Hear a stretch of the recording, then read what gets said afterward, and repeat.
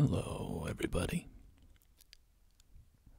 Today, I thought I would just ramble a little bit about my first D&D campaign and just kind of walk through the events of the campaign as I remember them.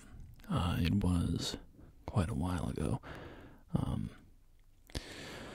So my memory is a little foggy, but I think it will be fun. So, get comfortable. Close your eyes if you want to sleep. And listen to me ramble about my first D&D campaign. So I first played D&D in, I think it was 2018. I didn't double check that, but just my recollection is that it was 2018. And I hadn't had any history with D&D. I played video games when I was younger that were heavily inspired by D&D. Mechanically, and of course, just in the role-playing element. And like Star Wars Knights of the Old Republic, for instance. But I didn't have any interest in D&D when I was growing up. I didn't really know anything about it, besides just a general sense that it was, for nerds, right?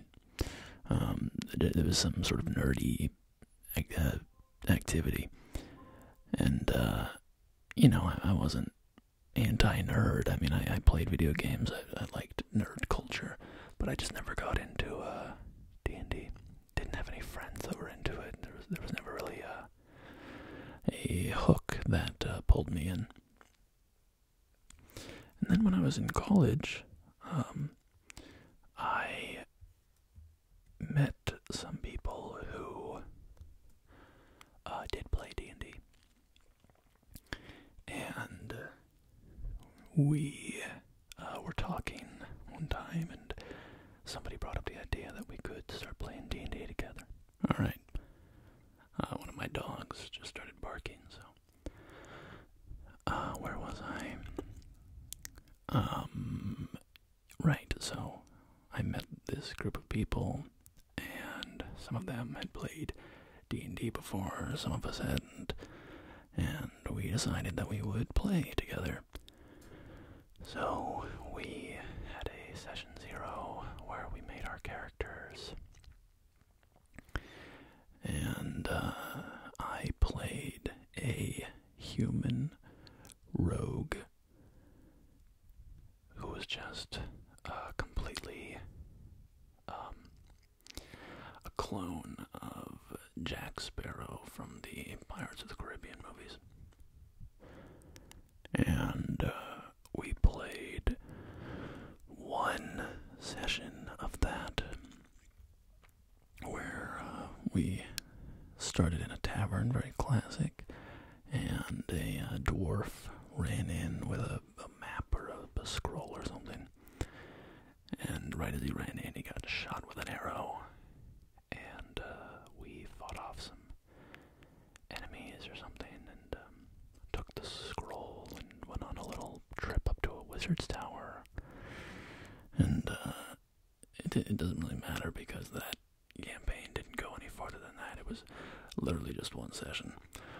But from that experience, I had learned how to play D&D because I watched some YouTube videos about it. And I learned how to make a character because one of my friends, guided me through the character creation process. So it was sort of a false start, but productive nonetheless. And a little while after that, I met another group of there was no crossover between the groups, funny enough. But I met this other group of people who... Oh, that's not true. There was one person that was in both groups besides me. So this other group of people, we had a similar conversation where we, D&D came up, and we all decided, we want to try playing D&D, so... This was round 2, and this campaign took place in a fantasy American Old West setting. So there were trains and saloons and gunslingers and stuff, but also orcs and fairies and dragons and blah blah blah. So that's that kind of setting. I think you kind of call it what is it? I feel like there's a name for that genre, the combining fantasy elements with Western elements. But I can't recall it. Is it Weird West? Or is that like the name of a game? I don't remember. Anyway, it's sort of a somewhat common thing. Sort of mashing up those two genres. And my character that I created was a half-elf named Jeremiah Cromwell.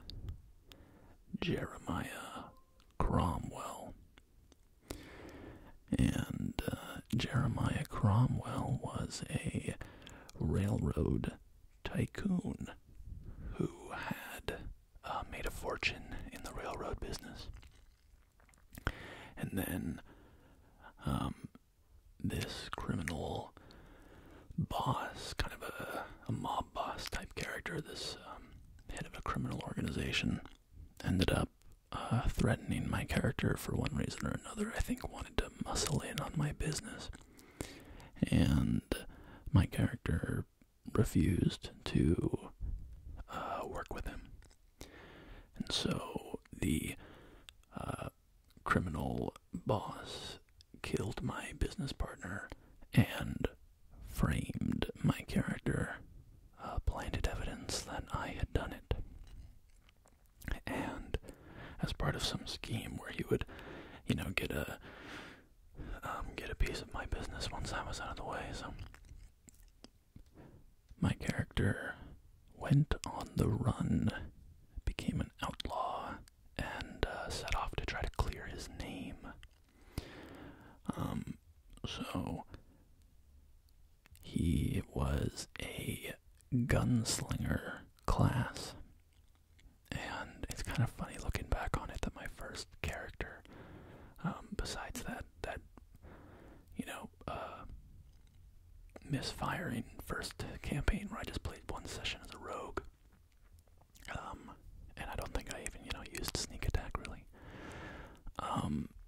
It's kind of funny thinking back on it that my first character for a legit campaign was a homebrew class that I found on the D&D wiki, which is doubly funny now because the D&D wiki is sort of infamous for being of having, I wouldn't say universally poor quality, but just very very variable quality. Some of the homebrew on there is quite terrible, and verging on unplayable, and some of it is all right. So I should look up that gunslinger class now that I know a lot more about the game, and see what I think of it now. See how it holds up. I'm sure there's a bunch of gunslinger classes out there. I know that there's one that, of course, Matt Mercer made of Critical Role fame. I don't really care for that class. Oh, well, that's a subclass, actually, now that I think about it, for a fighter. But I don't really care for it because I don't like the misfire mechanics. I don't like, and this is something that's kind of, I would say, semi-common, I think. with gunslinger type characters in D&D is the misfire element where your guns can, blow up in your face or whatever. It's not a very fun part of the fantasy. I think that might have been an element in my character. I don't remember, but yeah. So my character Jeremiah Cromwell was a gunslinger outlaw on the run after having been framed for the murder of his business partner, and the campaign began in a saloon. And my character was sitting at the bar, having a drink of water, refreshing his parched throat. And all of a sudden, my character became enraged, out of control. And I had to roll an attack roll against a little goblin that was sitting on the stool next to me, and I punched the goblin, and I hit, and I killed the goblin. And as it started a sort of a bar brawl, and as it turned out, something had gotten into the town's water supply, and it was turning people into violent. Alright, sorry, where was I? I had an alarm go off and I had to go deal with that. So as it turned out, the water in the town, the well water, was poisoned, or it was contaminated by something that was making people who drank it go crazy with violent rage. So my character had been drinking the water and attacked the nearby goblin. So the sheriff came in and broke up the brawl and threw my character in jail along with the other characters in the party who had also been involved in the brawl. And we were all in jail, and the sheriff came to us and he said, he explained the situation. There's something going on with the water, and I will let you out of jail if you go follow our water supply to its source and see what's causing the contamination and stop it. And if you stop it, I'll drop the charges against you, basically. So our characters agreed, and we hopped on a train. Oh, and he also sent us along with a character named Deputy, who was a warforged, basically a robot. And we didn't get on the train.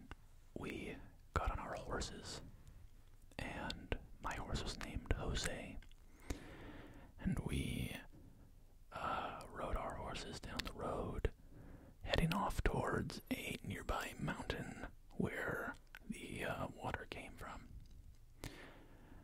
And as we were marching down the road, we encountered some passing lawmen who showed us a poster of a criminal and asked us if we'd seen the criminal. And the criminal was this sort of bat-faced human, or not a human, but a person with the face of a bat. And I can't remember the criminal's name. I guess I should also say that after my character had come out of his drug-fueled stupor from drinking the poisonous water, he had felt terrible about killing the goblin that he was sitting next to. And so he took the goblin's little red handkerchief and wrapped it around his fist, wrapped it around his palm as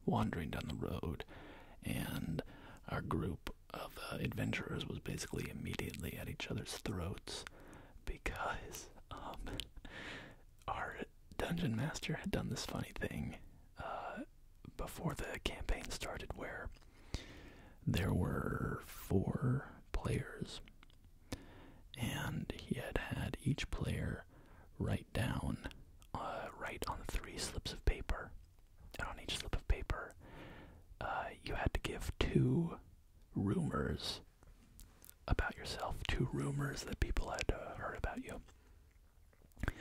And 2 of the rumors had to be true, and 1 of the rumors had to be false.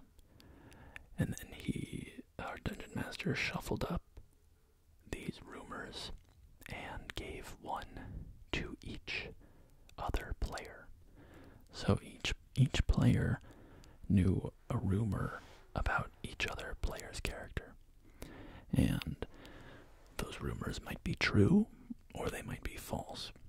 So we had all heard these rumors about each other, and it was pretty chaotic because within our first roleplay, conversation with each other, we were basically all accusing each other of horrible things that we had heard each other, had heard about each other's characters.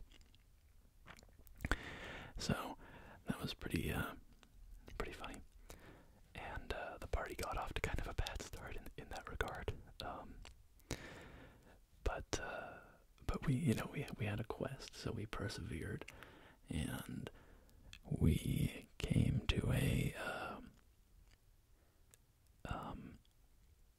oh boy, trying to remember. I think we came to a town, and first we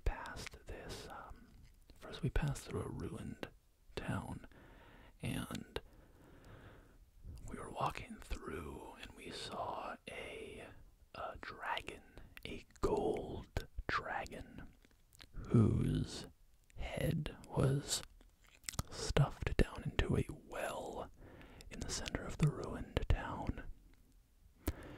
And it was drinking the water.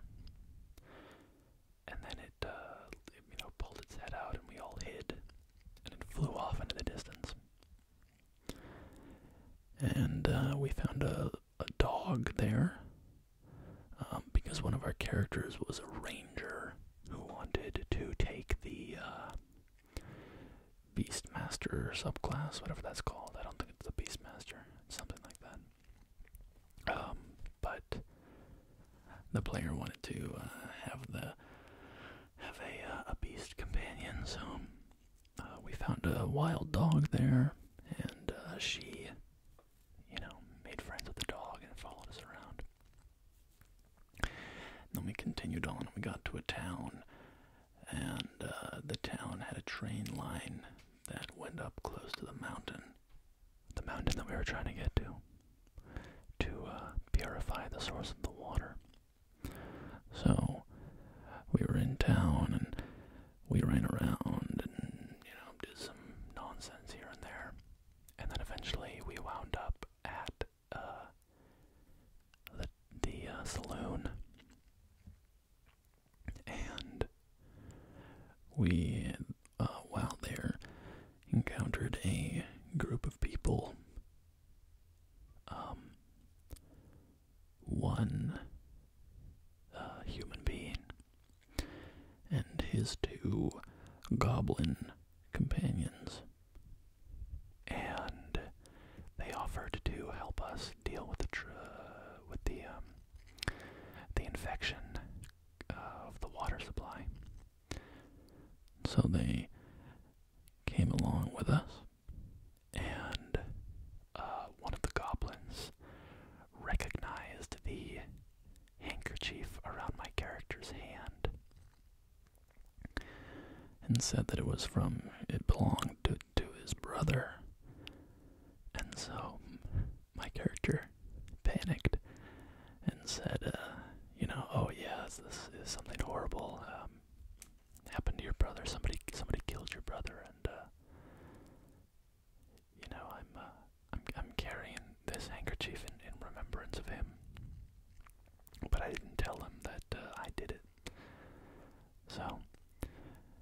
the train, and we started off towards the mountain to clean the water. And on the drive up there, on the ride up there, the party dynamics devolved even further, and while we slept, but by the time that we were all going to sleep, none of us could even sleep because we had been plotting against each other so heavily during the day, and plotting about killing each other in the night. And one of the party members had enlisted the goblins to help them kill my character, for instance. And then when it actually came time, we were all expecting this murder fest when the sun went down. But when it came time for our long rest, we all got in bed in the sleeping car, and we all just lay there with our eyes open the whole night, and nobody did anything. So, this huge, the conflict that was brewing between the party, it's kind of funny. We all were lying there terrified about who was going to fire the first shot in the middle of the night and start the battle off. But nobody did. We were all too scared, I guess. So nobody died. And then the next day, we got to the mountain, and we ventured up there, and we found a group of cultists who were dumping a toxic potion in the water supply that was provoking the violence from people who drank the water. I believe these people were cultists of Thurisdune. And naturally, we attacked the cultists and we killed them all. And our cleric in the party used purify water to clean the water and remove the infection or the contamination. And mission successful. But then we discovered that the cave had another element to it. It had a secret chamber hidden behind a big stone. And when we rolled the stone aside, we found a hoard of treasure, gold coins and jewels and magic items and such. And so we thought, oh well, this is a nice reward for our efforts, and we began hauling the money, the loot, back down to the train. And I think I forgot at some point the train had come under attack, and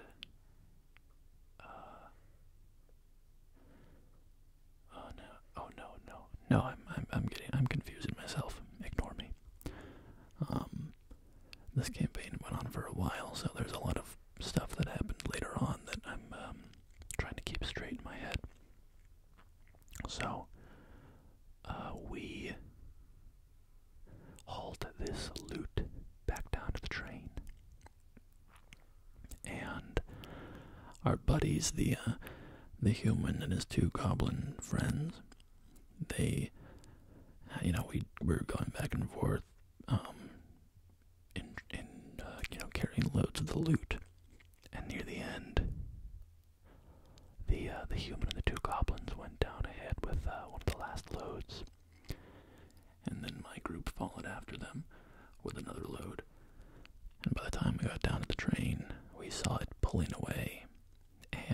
human waved at us from the train, and his magical disguise fell away, and he revealed himself to be the bandit criminal that we had seen the wanted poster for, the bat-faced person. And we realized that we had been bamboozled by a bandit. And so the train was rolling away, but I hopped on my loyal steed, Jose, and took off after the train with my party of adventurers. And as we rode up beside the train, the bandits were shooting at us from inside, and we were firing back and hopping aboard the train and such. And then, as I leapt aboard the train, one of the goblins he had sabotaged the train car somehow. I forget exactly what happened. I think he opened up one of the side doors and it released a load of supplies or something. And the supplies fell out and crushed my noble, loyal horse, Jose, killing him. And I roared with anger and, screamed Jose's name. And I charged through the train cars, firing at everybody in my path. And at that moment, as we were engaged with the bandits, we saw from the mountain a gold dragon flying towards us. And we realized that the gold dragon we had seen earlier had been layering in the mountain, and we had looted its hoard of treasure, and it was coming to take revenge and get its treasure back. So now we're fighting the goblins and the bandit, and the dragon is bearing down on us. And as my friends are fighting some of the bandits and firing at the dragon, I'm in a duel with the bandit. I wish I could remember the bandit's name. He had a great name. I can't recall it at the moment. But I'm fighting the bat-faced bandit and eventually defeat him, and I claim his pistols as my own. And I go find the goblin whose brother the handkerchief had come from, and basically because I was so angry at him about the death of my horse, I swore an oath of vengeance on him, and I grabbed him and hauled him up. I stuck my face in his face and I shouted, "Where's your family?" And I made an intimidation check, and I passed the check, so he told me where his family was. And then I said to him, "I killed your brother, and now I'm gonna go kill your family." And I threw him out of the train car.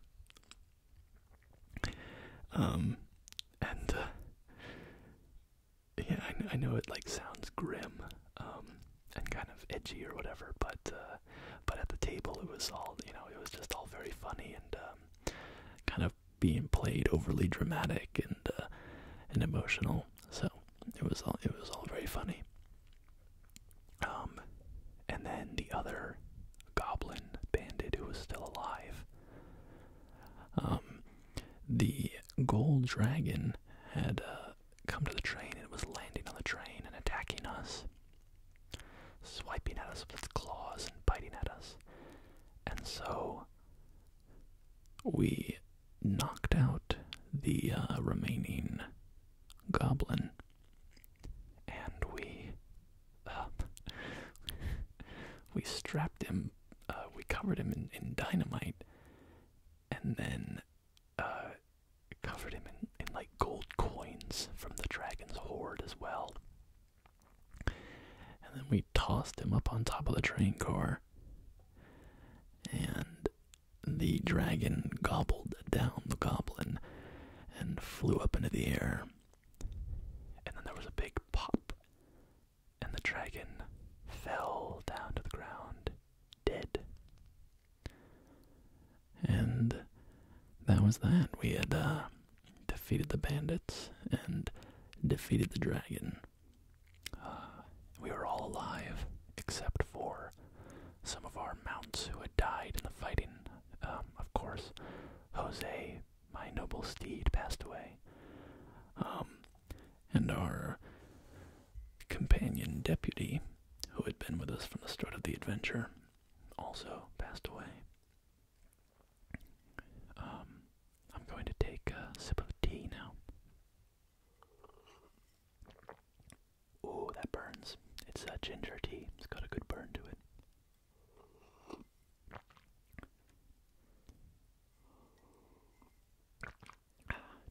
It's ginger lemon. So, the Warforged deputy passed away, and there was a very funny bit with that as well, where one of the adventuring party was an Old West priest, and he, when we met the Warforged, was declaring that the Warforged was gonna go to hell because he was a robot. He had no soul. And the Warforged deputy was so terrified by this concept that he was asking the priest character, who was a cleric, of course, the whole time, how can I get to heaven? And so as he was dying, I'm sorry, it's so stupid, but the priest player told the Warforged that in the Bible it speaks of the curse of Ham, which if you know the Bible, you'll know the context for that, but he was interpreting it to mean that God had cursed Ham, as in, not the person Ham, but the food Ham, like from a pig. That Ham was cursed, and that deputy, as a robot, if he started eating some ham as he died and destroying the ham, making it, destroying the ham in his robot guts, that he would be doing a service, and would get entry into heaven. And so our characters ran to the kitchen on the train and found some cured ham, brought it back to Deputy so that he could eat it, and in his last moments he died believing that he was redeemed. So it was very goofy, very stupid, but we succeeded on the quest, and we ventured back to town to turn in the quest to the sheriff, and we told him that the deputy had unfortunately passed away, but that we had purified the water supply. And so that was our first successful adventure. And the campaign continued on for a while after that. We went on a number of other adventures, and we went looking for one of our characters' missing father. My character became a were-tiger, became infected with were-tiger lycanthropy. My character robbed a bank. One of our other characters went back to his hometown to confront the cult that had raised him as a sacrifice to an evil god. We flew an airship, and then we crashed the airship. What other stuff happened? Oh yeah, my character fulfilled his oath of vengeance by going and killing the goblin's family, as he said he would. And when that happened, that was my justification for multi-classing into the sorcerer class. As I gained spells from God of Vengeance. And what else? What else happened? Oh yeah, and then of course, the goblin who survived, who I threw off the train after telling him that I would kill his family, and then doing it. He showed up at the wedding. Our priest in the party was getting married, and at the wedding, the goblin whose family my character had killed showed up in a giant mech suit. Oh no, it was it's in the DMG. It's called an apparatus of Qualish. It's like a big barrel crab machine thing. So he attacked us with a whole group of bandits at his back, and he called me out in the street, shouted Jeremiah Cromwell. And I came out of the church and he attacked, and we fought them off. Yeah, eventually my character had basically a crisis of conscience and realized that he was a terrible person, and that he had allowed the hard facts of life turn him from the good person that he once was into a bad person who, made cruel decisions, made decisions out of cruelty and vengeance, and that wasn't who he wanted to be. So he eventually decided, I need to go take some time for myself and try to figure out how to become the person that I want to be again. And so he walked away from the party after all our adventures and went off to go seek his own personal redemption. And I brought in a new character at that point, who was a Githyanki. If you know the D&D lore at all, you might know the Githyanki. You probably know the Mind Flayers if you know D&D. They are tentacle-faced humanoids who eat brains. And in their history, they were once a great empire. And they kept a race of people called the Gith as slaves. And the slaves eventually had an uprising and destroyed the Mind Flayer Empire, but the Gith broke into two cultures based on disagreements. And there's the Githyanki and the Gith-Zerai, two very different cultures. And so I've always loved the Gith. I really like their story. And my second character was a Githyanki.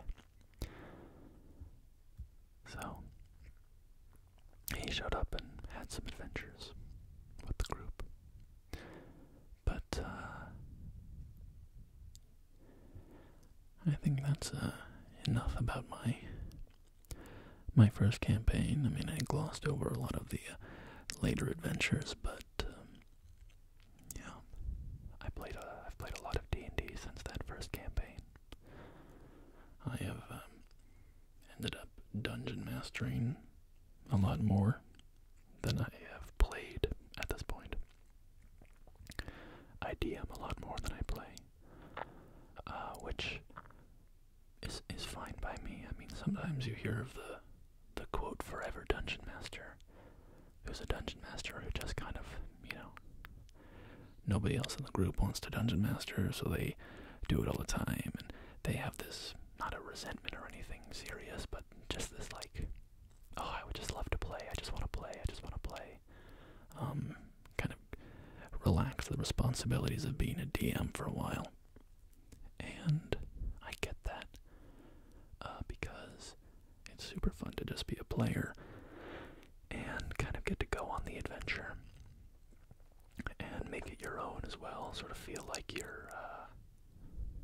impacting the world with your actions, and there's a lot of fun in being a player. The story is about you, about your characters, or in my opinion, a good campaign is about the characters. And not that I would want to make a broad generalization. That's true for every campaign. There can always be different ways of playing the game and exceptions to every rule, of course. But my personal preference, especially as a DM, is that I like to make the campaign really about the characters. It's hard for me to design a campaign before knowing who the characters are, because I just feel like I'm designing in a vacuum, and I don't have the context. I need to know who the characters are, what they care about, their connections in the world. So whenever I start a new campaign, I do kind of a rolling setup, sort of, where I get the group together and we talk about, okay, what setting do we want to play in? What are some kind of stories that we're interested in? And then once we get a little bit of those details down, we start talking about characters that people might want to play, and then kind of just collaboratively figure out the basics of the campaign. I do that a lot more than I do, going to a group of people with a story in my mind and saying we're gonna play this story.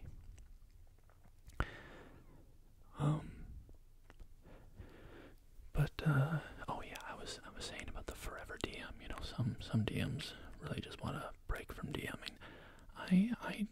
I do like playing, but I do think I enjoy DMing more. It's just so the thrill of DMing well and feeling your players just absolutely like in the moment with the story, and getting emotional reactions from them, seeing that they're invested, feeling like you really knocked a scene out of the park, or you really made a combat feel meaningful and not just kind of repetitive smacking as the hit points whittle down. When you DM well, that to me is just a great, is just so much fun and very, very rewarding. So I do enjoy DMing quite a lot. As I said, I love playing, but with how much I DM, I'm pretty content with that, with DMing a lot. Yeah, but that was the campaign that really fully got me into D&D. So I think that'll about do it for this video. Thanks for stopping in. I hope you're doing very, very